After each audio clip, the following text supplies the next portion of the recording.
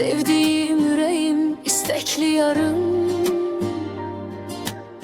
Her yerde axtarıram seni hardasan. Sensiz bu yerlerde gelmir qərarım. Ya gel ya söyle, görüm hardasan. Məndən uzaqlarda necə keçir gün. Məni soruşma, hər günümüz gün.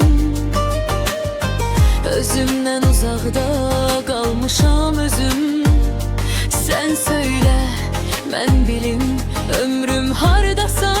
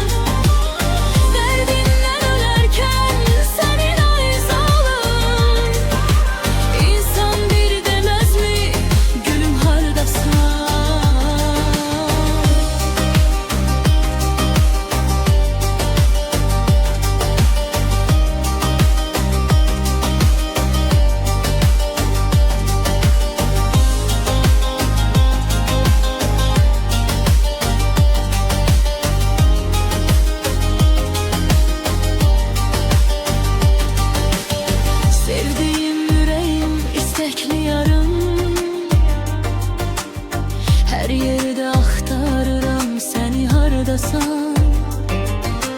Sensiz bu yerlerde gelmir qərarım. Ya gel ya söyle, görüm hardasan. Məndən uzaqlarda necə keçir gün. Məni soruşma, hər günümüz gün. Özümdən uzaqda qalmışam özüm. Sen söyle, mən bilim, ömrüm hardasan. Gözümü yumup da xəyala dalım.